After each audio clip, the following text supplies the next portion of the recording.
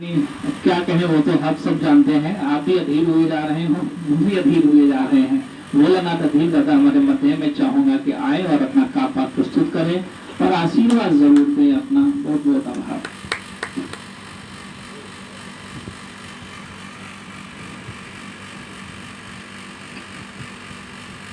आज मैं कुछ ज्यादा ही खुश हूँ। माँ सरस्वती की कृपा, अध्यक्ष जी का साथ मिला, आप सबके दर्शन हुए। बहुतों के दर्शन तो बहुत दिन बाद हुए। दस जी हमारे पड़ोस में रहते हैं, 10 जी हमारे पड़ोस में हैं, लेकिन कभी मुझसे ही नहीं हुआ कि मैं उठ के उनके पास तक जाऊँ। और क्यों नहीं जाता वो मैं बाद में बताऊंगा। मैं इसलिए कि यहाँ ये मनमोहन बाराकोटी, गोबर गणेश जी, संदीप पंडोगी और गोपाल शाह का मैं किसके हास्य कवि का नाम लूँ। इतने सारे हास्य कवि, और ये सब जानते हैं कि मैं तो मैं हास्य रंग का कवि रहा हूँ।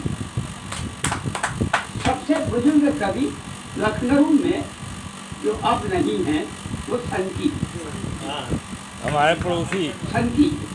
और संकी जी जब मंच पर जाते थे, संदीप भी जानते हैं, गोबर गणेश भी जानते हैं, पहला शेर वो पढ़ते थे कि कौन कहता है बुढ़ापे में इसका सिलसिला नहीं होता। आम तब तक मजा नहीं देता जब तक सिलसिला नहीं होता। मुझे ये अच्छा नहीं लगता, क्योंकि उम्र हमारी भी काफी ज्यादा है। 84 पूरा कर चुका हूँ, 85 में रन कर रहा हूँ, तो बुरा लगता था, लेकिन अवसर नहीं मिलता था। क्योंकि वो मंच पर पढ़ रहे हैं तो हम उनको क्या कहते हैं। एक दिन हम संचालन कर रहे थे और वो उन्होंने ये पेज पढ़ा, हमसे रहा नहीं गया। हमने कहा दादा सुन लो, 4 पंक्तियां हमारी कि गलत कहते हो, अब ये सिलसिला अच्छा नहीं लगता कि अब रोमांच क्लब में दाखिला अच्छा नहीं लगता। सर के बाल खिचड़ी, कोपड़ा मुंह, ये सब्जी आके दशहरी आम इतना पिलपिला दशहरी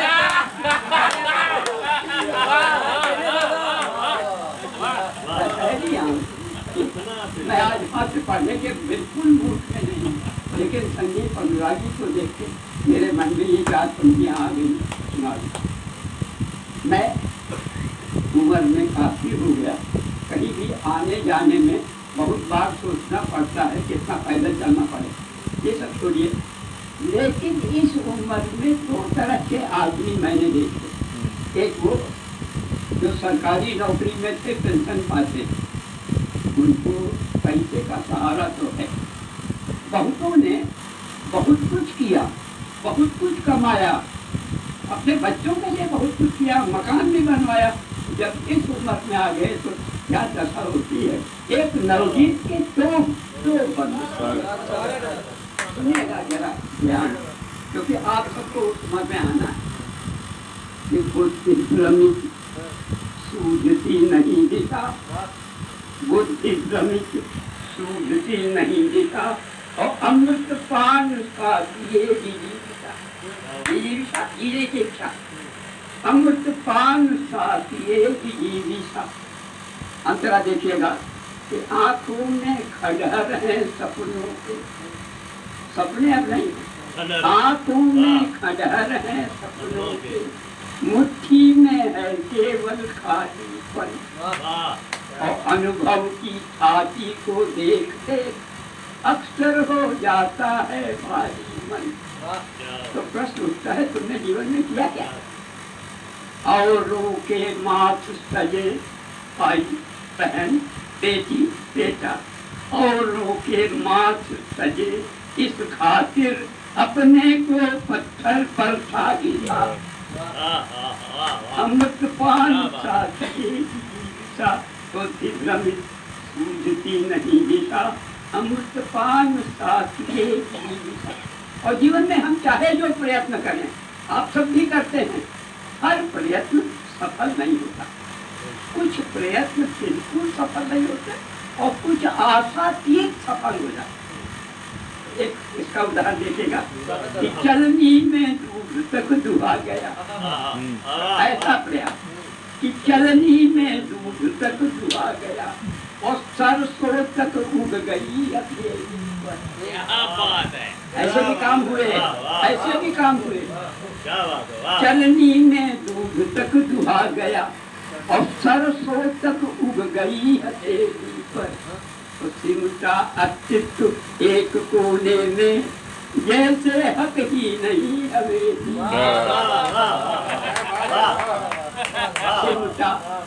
सिमटा अस्तित्व एक कोने में, जैसे हक ही नहीं हवेली पर।